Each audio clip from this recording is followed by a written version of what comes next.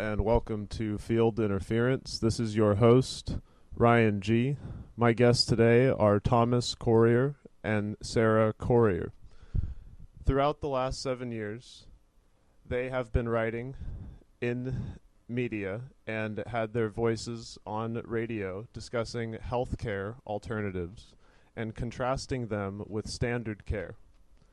They began with a print magazine for retailers that was called Naturally Good Medicine, and later created the HealthWise Report. Their website is healthwise.org, spelled W-Y-Z-E, which I would encourage my listeners to visit for the many resources that Thomas and Sarah provide. This website is the de facto online encyclopedia of legitimate alternative therapies.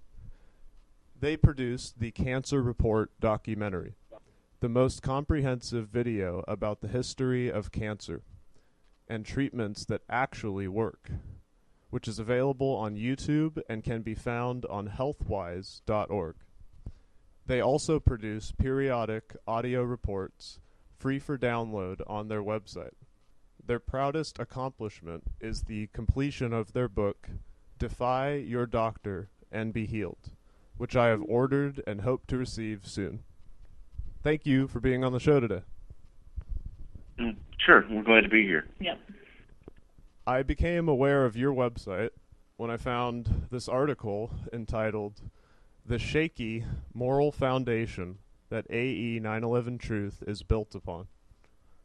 In this article, I found that you had both worked on the technical team of Richard Gage's Architects and Engineers for 911Truth, which is a 501c3.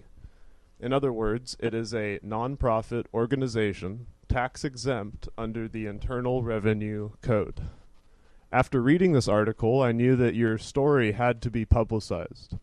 I want to start out this conversation by reading an excerpt in this article that Sarah wrote. Quote, "The organization resists all attempts to actually accomplish anything. It is as if they exist without any purpose other than to be self-perpetuating. For instance, when it was suggested that they reach out to senators, that idea was shot down, and nothing was done. Similar attempts at outreach went in the same direction. Richard stated to us that all that really mattered was that everyone was happy, regardless of the dismal results of the organization. Of course, he neglected to mention this to his donors. It seemed like they had a new spook every week. It became ridiculous. Toward the end, a girlfriend suddenly appeared who Richard began touring Europe with using money that was donated to AE911Truth. We could recognize the spooks pretty easily because they had everyone profiled and knew exactly what to say from day one. All of the spooks were keenly interested in us because we had the keys to the data.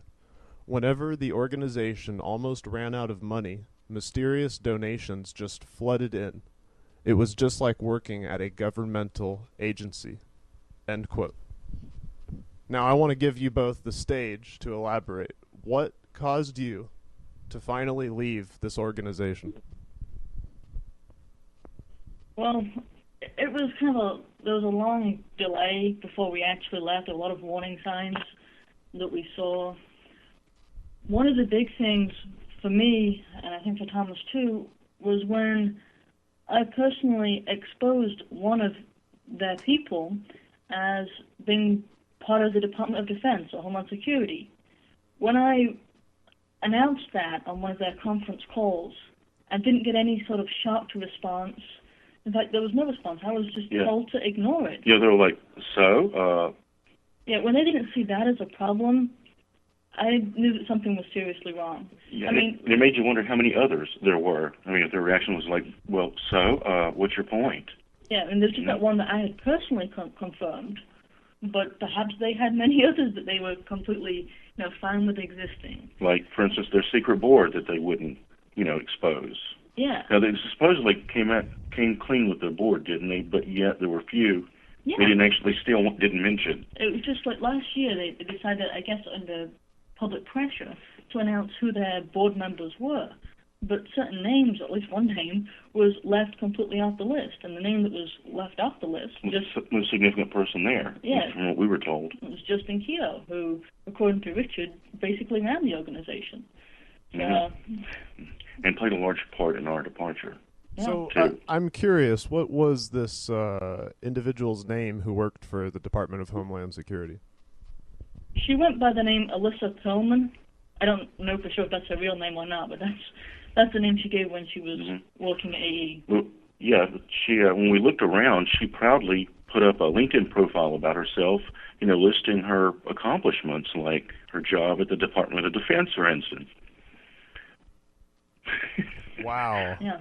That really astounds me. Yeah. Now I saw in the article you mentioned that a percentage of the donations that support AE911Truth are actually governmental payouts that seem to be attributed to people that don't have a formal record. They don't exist. Well, no, we don't actually have any evidence of this chunk of money or that chunk of money coming from an actual agent or an agency.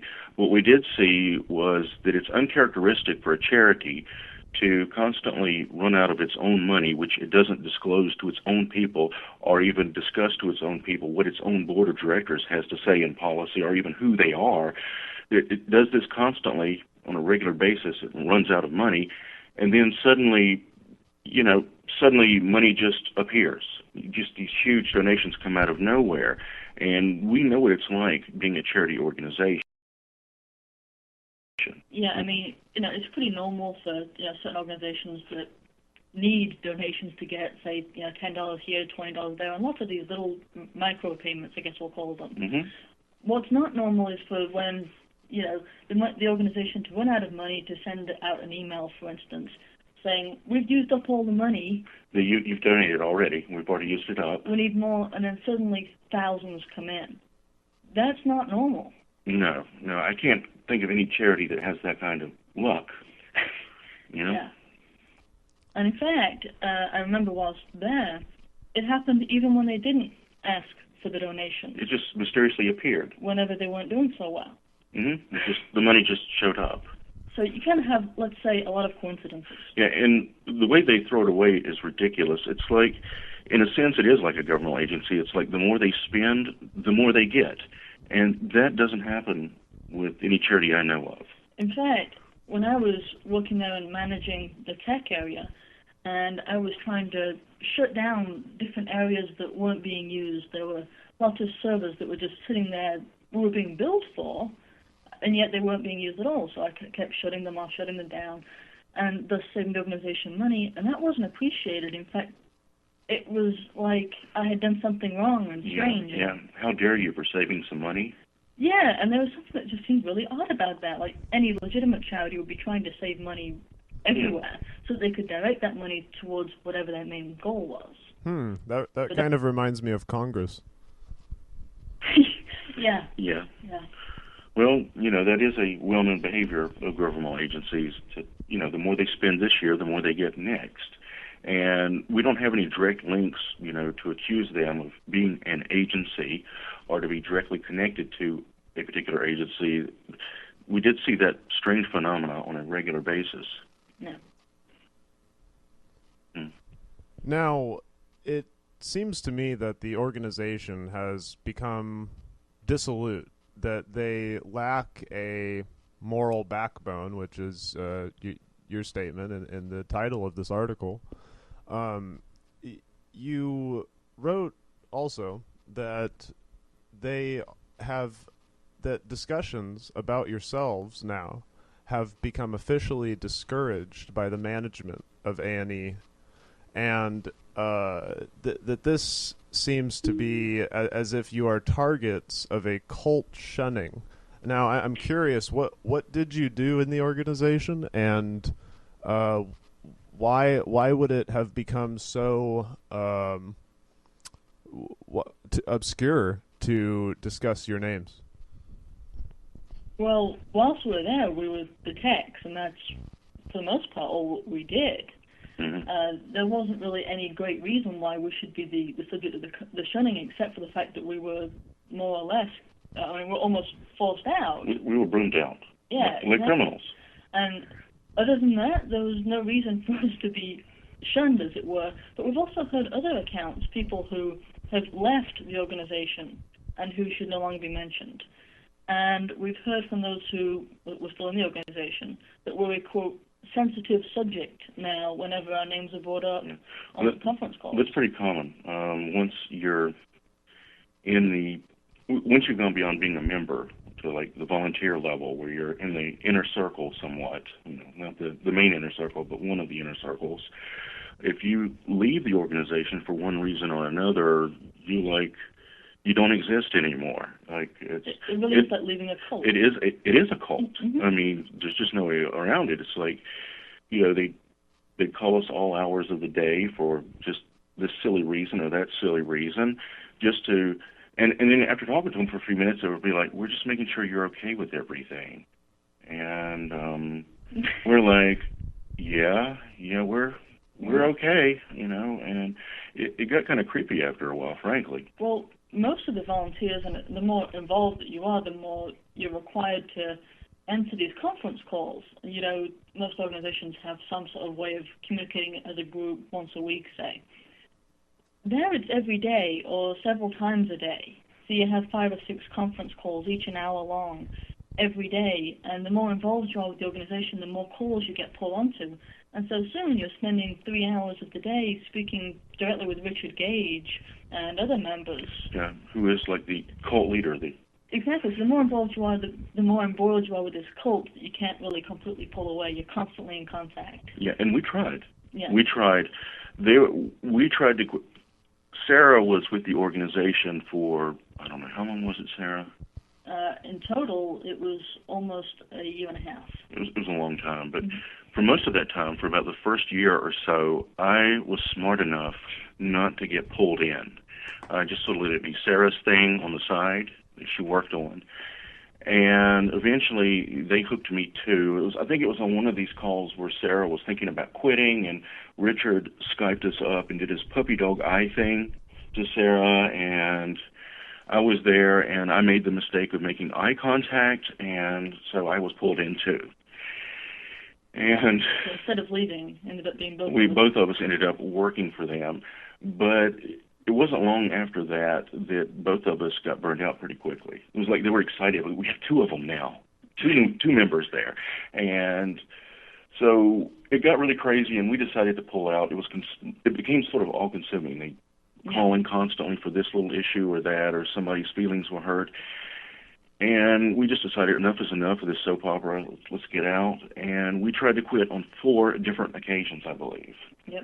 And after the first one, they went into high alert mode, like one of our members is thinking about leaving. And so somebody hit the red alert, and they called Sarah up and begged and offered to pay her.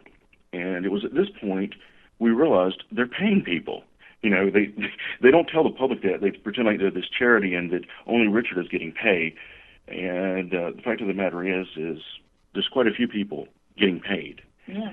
And wow, so they were basically just waving money in your face, saying, "Stay with us, stay with us. We want your support."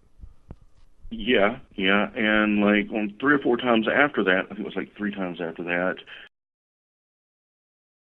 the same thing happened, and they just kept begging and upping the money, and we finally gave in like every case until the end. Until the very end, when apparently we had incurred the wrath of Justin, and they broomed us out and locked us out of our own systems, and they wouldn't even take our calls. We got the shunning treatment. We couldn't even find out what was going on and what we were supposed to do, and if we had been fired or not.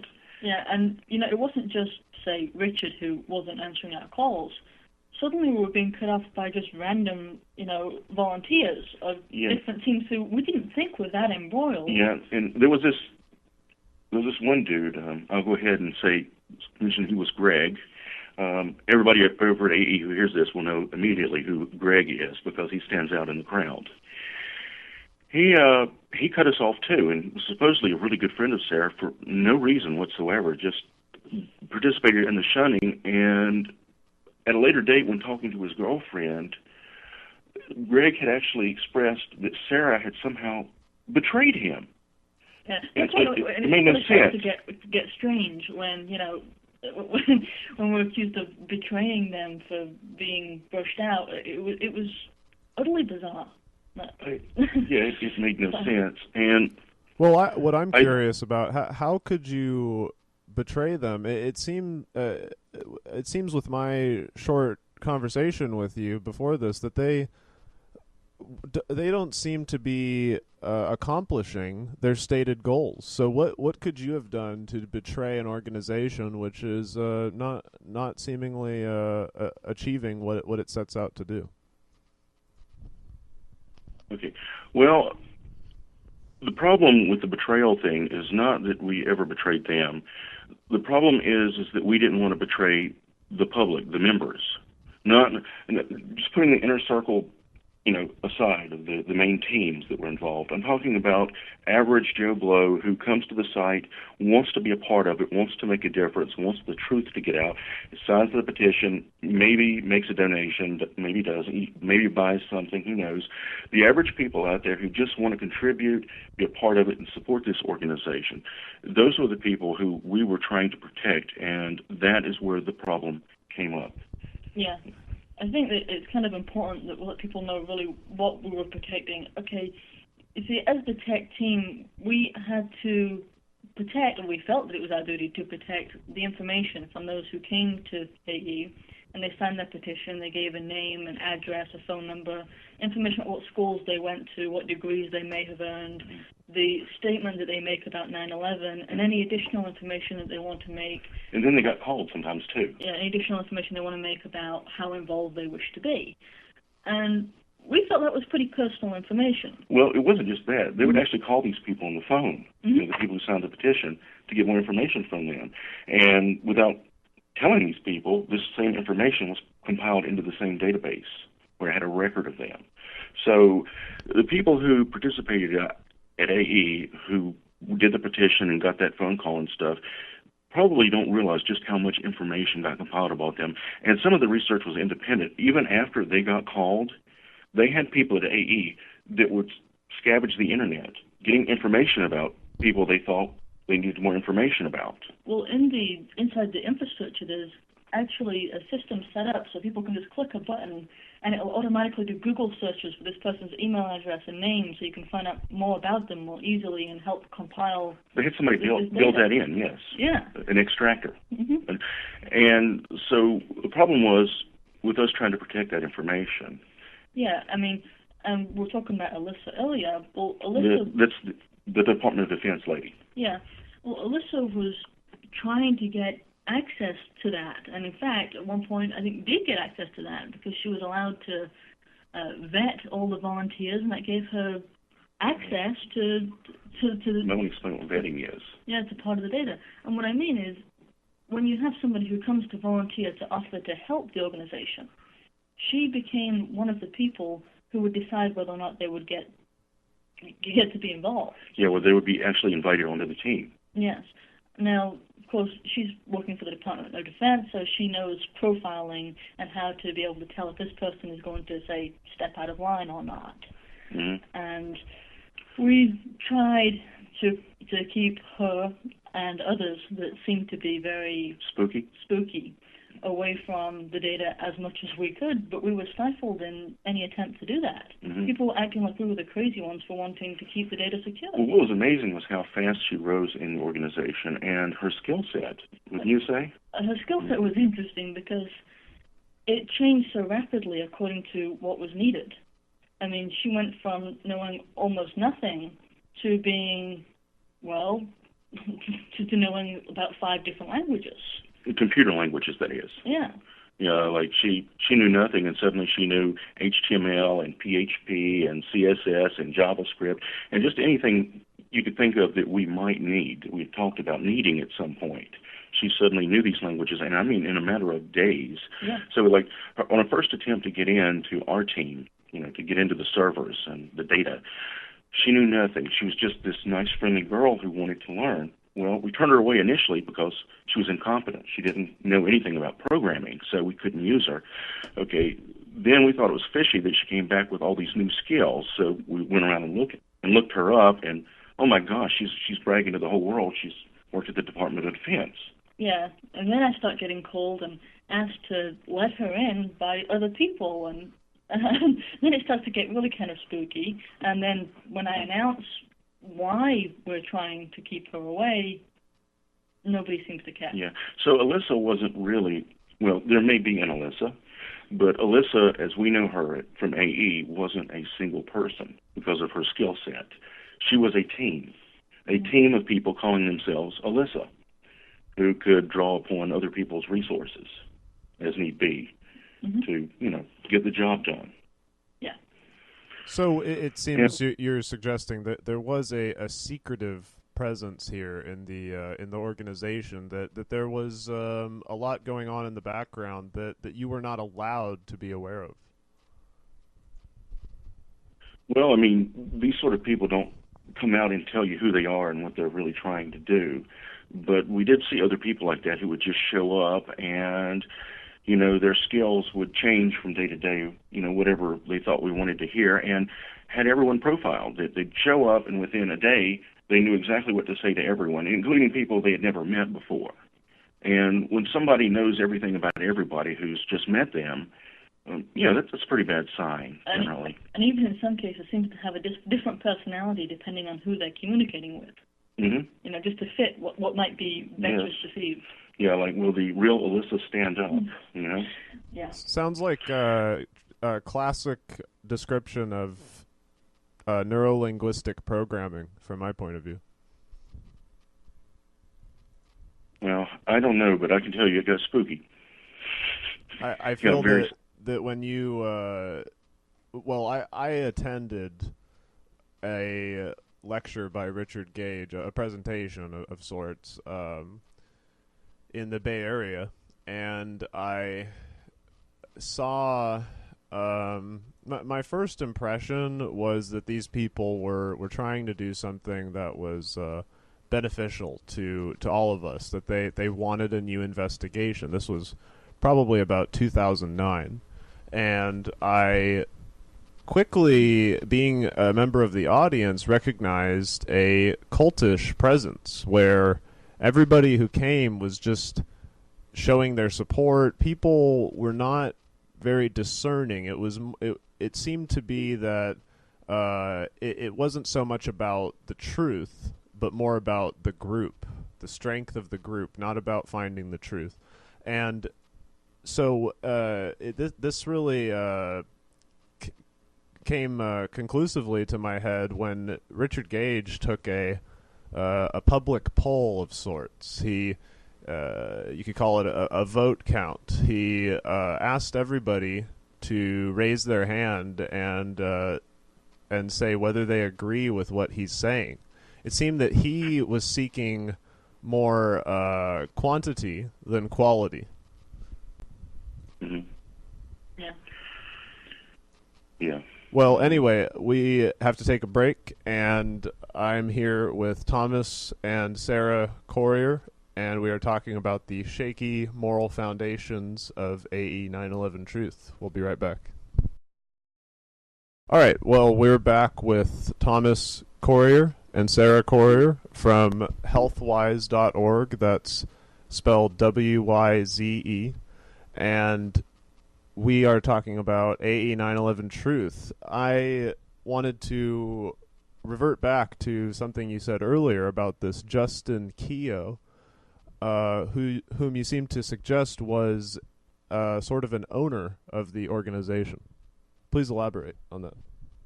Well, of sorts. It was said to us by Richard in what was probably the last conversation that we had. Most people didn't even know about him. Yeah. I mean, only the techs even knew about him. Yeah. And when we were kind of arguing with Richard in his last conversation, and he was, in the past he'd been talking about this secretive board and the decisions that they've made and how they might be implemented. And in this last call, he said to us, Justin is the board, which you can easily infer from that, well, he's all powerful in the organization. Yes. Justin the Almighty. Yeah. But he played probably the biggest part of getting us removed from the organization. And, well, I don't want to make too much conjecture about, why he did what he did, although some of it would seem a little obvious. But he started out at the point in which we started getting paid, of telling us to ask for more. And he would coach us into how to ask for more, or even somewhat demand more, as based on what our needs were and what a tech is supposed to get paid. Mm-hmm. If I recall, he did the thing where he told us we're supposed to ask for what is, quote, normal, unquote, pay for a tech organization. Right. Yeah, he thought it was important that we ask the same amount that another tech in a real job might get. Yeah, a large corporation, a tech who's running the network. Mm-hmm. That's what we were supposed to. In other words, bilk the organization as much as possible. And what made this so surprising was he's right at the top of this nonprofit who is telling us that we need to bilk it as much and as often as possible. So it really didn't make a lot of sense, especially at first. We were in shock. Yeah. Shouldn't he be trying to save as much money as possible and not to give us as much as possible for what we're doing? And we never bid. We never actually went for it. The raises that we got, we never asked for. They were during times when we were just trying to quit and get out, and they just would not take no for an answer, and they just threw more money at us as a result. So we got several pay increases while there, though we never asked for one, I don't believe. Mm-hmm. But he would not let up on that topic. That he contacted us on a fairly regular basis about taking more money. I'd say every few weeks. It would seem that a person could infer from that he was actually bilking himself or knowledge, or had knowledge of people who were bilking and was okay with that. Well, we can't prove that, but it would be in the direction of what common sense would tell you. And it does seem that, being that you were saying that most people weren't even aware of Justin Keogh's presence, and yet Gage agreed that he had a large hand in the organization, a guiding hand, if you will. Obviously, I wouldn't. I don't think you're saying he was the only one. I believe you suggested to me in our conversation before the show that Stephen Jones was actually one of the people who had a guiding or some sort of an invisible presence in the organization, where if he made a decision, the organization would follow. Is this true? Well, they considered him as one of their most important members because he screamed credibility, the sort of credibility they were looking for. So he got the royal VIP treatment in pretty much every matter. And if they thought, there was an issue where they might risk losing Stephen over, Richard, you could be sure, would give in and give him what he wanted. Wow. And another very interesting aspect of what you wrote on your page, in light of the fact that I'm seeing... I've seen personally evidence, but you're certainly developing evidence that the organization is not standing up to its stated goal. It's not accomplishing any sort of a new investigation.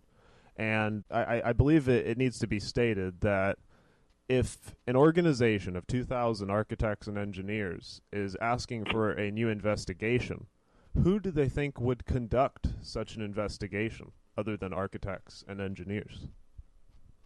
Yeah, it certainly seems like they are looking to the government, who did the first investigation, to do an investigation all over again and somehow hope that they come up with a different result. It's like asking the criminals to investigate themselves. Yeah, twice. Certainly a conflict of interest. Yeah. Yeah. What are they expecting different this time? Really. And, that's how we first got disenchanted with the organization. It was when we realized that really it's only accomplishing self-perpetuation and taking people's money and putting together a list that would be very useful to the government, a way to track people. That's really all they're accomplishing. That may not be how they started out or even how the top echelon of the organization is intending to do things, but that is the end effect of what they produced. They have a watch list now, and it's at one point we realized they're not doing any good. This is what they're producing. They're not, accomplishing any real mission. Well, I think early on, if I remember correctly, we kind of almost rolled our eyes at the idea of the petition because, well, the whole idea that, you can petition the government, they'll redo it and get a different result seems ridiculous. So they'll investigate themselves, but if necessary. Yeah, but we found that fairly tolerable based on the fact that they seem to be getting the word out. And, it seemed like that was a good thing. Mm-hmm. They got the word out that 9/11, what happened there, wasn't in accordance with the official story. Yes, something was wrong with the story. And that seemed like a good thing. But when you counterbalance that with the fact that all they're doing is creating this list, then suddenly it doesn't seem like it's a good trade-off. Well, that was another thing that bothered us, too, that was a dawning moment. When we realized that, you've got all these various truther organizations out there trying to get the word out just to get people to question the official story because the official story is ridiculous because you can't burn down a concrete building with jet fuel. It's absurd from the get-go. It's never happened in history, hasn't happened since, because it can't happen. You have to get, you can't melt concrete and structural steel with any standard fuel. Yeah. It's not possible. But that's another tangent. We can go over the science and et cetera. Well, I certainly can agree with that much. I must say, though, that what struck me on your page, I mean, you have a what is it, maybe 12 or 13 listed reasons as to why both of you left the organization, but the top reason, and I found this the most compelling, is AE911Truth is strictly opposed to any alternate theory regarding what happened to the towers.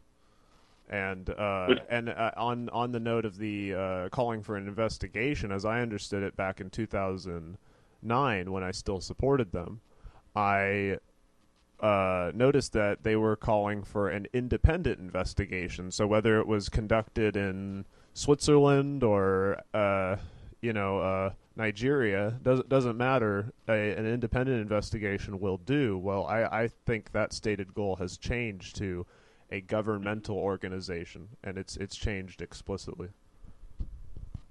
Well, go ahead. I want to add a couple of points. One, on the last point from before, where I was talking about we had that dawning moment, there's something not right here.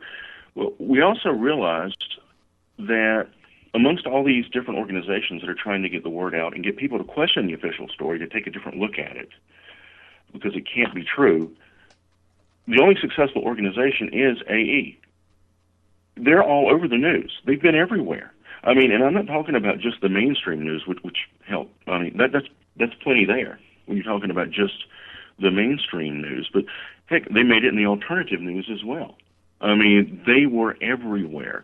They got the kind of coverage you just can't buy. And for an organization to be propelled like that, well, it's really fishy when they're keeping everyone else out, locked out, and down. Well, and if they're calling for an investigation, why do they hold a certain official theory? Why would they not be open to alternate ideas or concepts derived from the evidence? Well, to be honest, you're just scratching the surface. I mean, it's not just alternative theories on how the Twin Towers fell. What was it? The other building, was it 7 or 6? 7? Well, yeah, World Trade Center 7. They've only recently started going into that. Well, yeah. Well, I know that the topic of the Pentagon, for instance, is completely forbidden. It is, as well as that other plane that went down when it was shot down. Mm-hmm. You can't talk. If you don't mind, I must go back on one thing you said, is that there were 7 buildings destroyed in Manhattan that they seem to restrictively talk about 1, 2, and 7. But there were 7 buildings with a World Trade Center prefix in there that were destroyed by some means. Mm-hmm. Yeah. Well, I do know that they often talked about different outreach, and for a small period, they started to set up these little groups, like grassroots little movements was their attempt, kind of like the We Are Change chapters. You're like reaching out to them? Yes, and they wanted to create their own groups. And yet they wanted to do the same sort of vetting process that they do on their regular volunteers I was talking about earlier. And they maintained this list on their website of these groups, and then they'd look through to these groups' websites, and if anything was mentioned about the Pentagon or an alternate theory as to what happened on 9/11, then they just dump them. Yes, they would just be gone. And not only would they be gone from the list, but Richard would start refusing to go to those venues to speak. Well, I mean, they had this arrogant attitude towards other organizations. You know, when you'd bring up, we need to reach out to this group or that group or what have you, they were happy to use them for a while to promote AE. But then when it was all over, then there was this regal attitude of, well, they're not architects and engineers, they don't matter. Yeah. And, you know, then all mention of them would just, like, disappear. Yeah. In other words, you could say that the primary focus, I mean, this is in light of what you've been saying, that the primary focus of this organization was to keep an eye on specifically the architects and engineers, which purportedly could be intrinsic in understanding the process by which these buildings were destroyed. That's the way it seems. And more interesting, they're not calling upon these people, these experts that are so important, to actually do an investigation. These are the very people who should be doing the investigation. They're not asking them to do it. They're taking their names, working with them, and then saying, well, you guys don't investigate it. Look the other way. We'll have the government investigate it again. We'll let our own government investigate instead. And just, you know, it's like, it's like it doesn't make any sense. It's like a magic trick. Mm-hmm. You know, don't look what's up this sleeve. Just look this way. And we'll focus on getting the government to do it all over again. Why is it that it seems that they don't seem to create an understanding of what happened on 9/11? They seem to want to only discuss their single theory.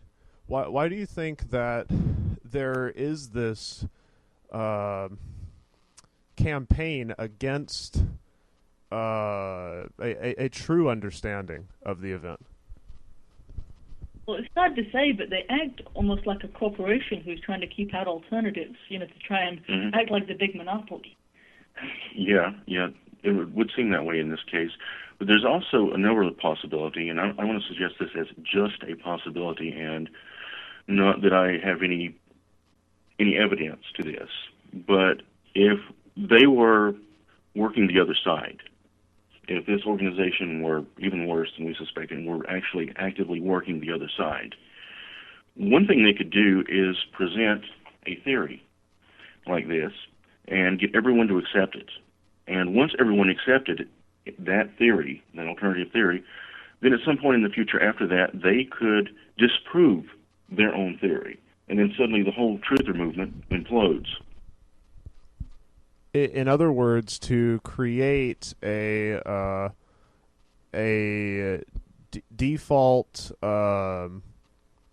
unprovable hypothesis, which would in turn be which would become unnecessary for anybody to recognize. Would that be the case? Well, I think. Okay, I'm not saying I think this is the case. I'm just saying this is the worst case possibility. Sure. Okay, it's a possibility among others. Well, I see that very clearly. I think that, I mean, when you understand that, one of the primary parts of their theory is this need to tell people that it was thermite. Well, thermite only ignites at a very high degree of temperature, and that it actually requires other explosives like RDX charges to ignite that thermite. And so why do you think that they seem to exclude the possibility of speaking about other types of devices rather than simply promoting this thermite hypothesis? There are several possibilities. As Sarah mentioned, there this organization doesn't really act like a charity, and that it wants the market share, and therefore it wants to dominate and monopolize the theory. And that is one possibility. Well, I was very curious why you feel that the group refuses to state what it does with its funding, and the fundraising does, as you stated, appears to be its core operation. Mm-hmm. Well, it does disclose some information, like the money that they put into their videos and their TV commercials, and you know about some of it. Yeah, but the bulk of the funding seems to go, as far as I've been able to tell, towards funding the, so-called volunteers or semi-employees. Well, there's Richard's touring money that he uses to tour the country and other countries, as he did in his case when he toured Europe with his new girlfriend, who showed up and knew all the right things to say, of course. And then there's Richard's regular salary, which is like $60,000, which is not bad for somebody who just makes some phone calls every day. Well, I've actually heard a much higher number. I've heard numbers as high as 80,000. That maybe at one time it was 60,000, but it's actually increased since that time. Well, I believe that was the original figure. Yeah, I believe that number, the 60,000, came from a book that was released by a board member who was also the accountant. Who was the accountant and became disenchanted. He wrote the book that included a lot of figures, and that includes the $60,000. And he cried about that one. Well, not literally, but he wasn't happy with a meager $60,000 for his phone calls and appearances. Do you remember his name? Yes, it was Michael Armenia. It was his name. Right, and the book I remember you mentioning this before the show. Is it titled Nano Management? That's correct. Is it pretty much? I mean, I don't see many people that were actually a part of the organization dissenting from AE911Truth myself, but I may just be ignorant to that fact. But is it just you and Michael Armenia that are dissenting, or do you know of others? I remember hearing rumors of people who had left, but they didn't talk much about them because at that point they were being shunned, like everyone else who leaves. And also there's the fact that not many people do leave because it is like a cult. It really embraces that mentality. So these are people who are essentially lost, I think. They're looking for something, some meaning in their lives, and this organization is like all-embracing. Yeah. You're part of the fellowship. And certainly in the case of people who are, say, higher up the ranks in the organization, well, in those cases, they're more likely to say, get paid to stay, so that way they don't have to go to their jobs anymore. Mm-hmm. So there's lots of incentives to stay. Although I know there are at least a couple of cases of people who've left, but like Thomas was saying, nobody really talks about them after they leave. It's like the stuff of legends, and yet they don't really say that much because they're not part of the fellowship anymore. Yeah. Could you infer from that possibly the purpose of this organization, and I'm not asking for data exactly, but more your opinion. Could you infer that the purpose of this organization is to stunt interest in 9/11 and to get people to not really officially think about it, or think about the official story much? I'm more of the opinion that it's there to attract the attention of those who are in a position to be able to question the official story and do something about it. Mm-hmm. That's my opinion. To gather that data, to attract them, so they can gather that data in what we techs sometimes call a honeypot. So you would refer to this organization as a honeypot. So would you agree that it's stunting interest in this in truly investigating the event? Well, I don't think it's stunting interest in 9/11 as, the official story not being true, but it may very well be stunting interest in, say, alternative theories by attracting people and keeping them in this one area. Yeah, and I want to make it clear that Richard and his board may not be trying to make a honeypot, and I'm not going to accuse them of that, but I have to say that that's the end effect. That's what they've created. Whether they mean it or not. Whether they mean it or not, yes. Right. So implicitly or complicitly, they have created a honeypot of sorts, and you're inferring that the government could use this as essentially as a database to ward out the troublemakers. Well, I'd have to say it does. It's not. It could use it. I'm sure it does. I have no doubt they have infiltrators. I have no doubt whatsoever. Yeah, I feel pretty confident about Mm. How do you see that they are effectively able to limit conversation about that single fact? Probably that would be, the 9/11 blogger situation and the videos and Judy Wood and etc. Yeah. The biggest the biggest problem for me when it comes to AE and them stifling information is just if they truly thought that, that if they had the number one theory, then why would they be so opposed to finding alternate theories? You'd think that they'd be happy to argue and have this discourse, but instead what they do is they monitor, for instance, their YouTube videos. They look at the comments and delete any that suggest anything else might have happened.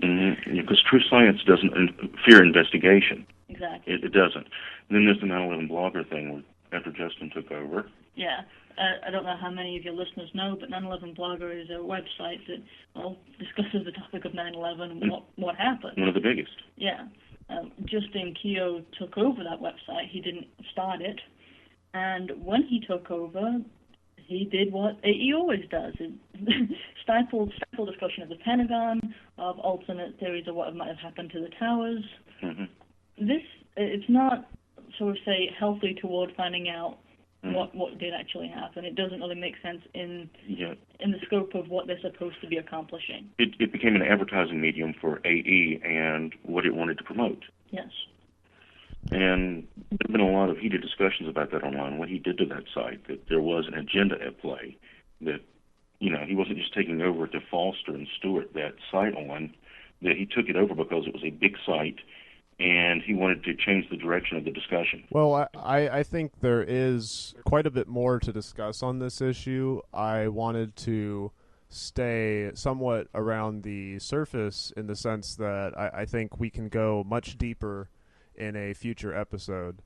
And but I think during this episode we have effectively proven that this organization, AE911Truth, is essentially shooting itself in the foot. They call for a new investigation, and yet they stifle any true understanding of the event. We've seen that they are working, or at least not very, very concerned that they have people working with them that are government officials, as in this Alyssa Pillman, who worked for the Department of Defense. And to me, it seems that if the government wanted to create a cover-up, that this is exactly what that cover-up would look like. And I want to say thank you, Thomas and Sarah Corriher, for being on the show. No problem. Sure. Good to be here. Yeah, we enjoyed it. To finally leave this organization. Well, it was there was a long delay before we actually left. A lot of warning signs that we saw. One of the big things for me, and I think for Thomas too, was when I personally exposed one of their people as being part of the Department of Defense or Homeland Security. When I announced that on one of their conference calls, I didn't get any sort of shocked response. In fact, there was no response. I was just told to ignore it. Yeah, they were like, so? Yeah, when they didn't see that as a problem, I knew that something was seriously wrong. Yeah, it made you wonder how many others there were. I mean, if their reaction was like, well, so, what's your point? Yeah, and there's just that one that I had personally confirmed. but perhaps they had many others that they were completely, fine with existing. Like, for instance, their secret board that they wouldn't, expose. Yeah. Now, they supposedly came clean with their board, didn't they? But yet there were few Yeah. they didn't mention. It was just like last year they decided, I guess, under public pressure, to announce who their board members were. Hello, and welcome to Field Interference. This is your host, Ryan G. My guests today are Thomas Corriher and Sarah Corriher. Throughout the last 7 years, they have been writing in media and had their voices on radio discussing healthcare alternatives and contrasting them with standard care. They began with a print magazine for retailers that was called Naturally Good Medicine, and later created the HealthWise Report. Their website is healthwise.org, spelled W-Y-Z-E, which I would encourage my listeners to visit for the many resources that Thomas and Sarah provide. This website is the de facto online encyclopedia of legitimate alternative therapies. They produced the Cancer Report documentary, the most comprehensive video about the history of cancer and treatments that actually work, which is available on YouTube and can be found on healthwise.org. They also produce periodic audio reports free for download on their website. Their proudest accomplishment is the completion of their book, Defy Your Doctor and Be Healed, which I have ordered and hope to receive soon. Thank you for being on the show today. Sure, we're glad to be here. Yep. I became aware of your website when I found this article entitled The Shaky Moral Foundation That AE911Truth is Built Upon. In this article, I found that you had both worked on the technical team of Richard Gage's Architects and Engineers for 911Truth, which is a 501c3.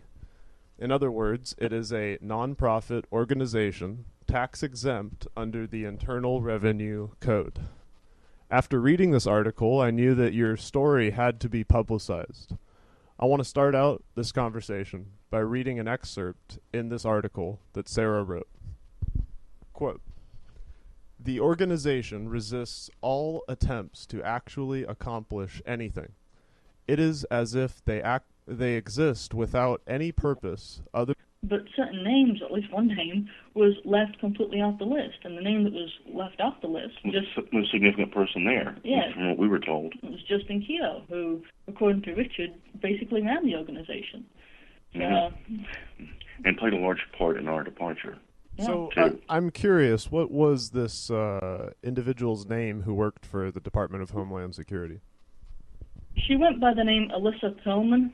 I don't know for sure if that's her real name or not, but that's the name she gave when she was working at AE. Well, yeah, but she when we looked around, she proudly put up a LinkedIn profile about herself, listing her accomplishments, like her job at the Department of Defense, for instance. Wow. Yeah.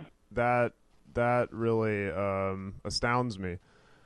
Yeah, Now I saw in the article you mentioned that a percentage of the donations that support AE911Truth are actually governmental payouts that seem to be attributed to people that don't have a formal record. They don't exist. Well, we don't actually have any evidence of, this chunk Other than to be self-perpetuating. For instance, when it was suggested that they reach out to senators, that idea was shot down, and nothing was done. Similar attempts at outreach went in the same direction. Richard stated to us that all that really mattered was that everyone was happy, regardless of the dismal results of the organization. Of course, he neglected to mention this to his donors. It seemed like they had a new spook every week. It became ridiculous. Toward the end, a girlfriend suddenly appeared who Richard began touring Europe with using money that was donated to AE911Truth. We could recognize the spooks pretty easily because they had everyone profiled and knew exactly what to say from day one. All of the spooks were keenly interested in us because we had the keys to the data. Whenever the organization almost ran out of money, mysterious donations just flooded in. It was just like working at a governmental agency." End quote. Now I want to give you both the stage to elaborate. What caused you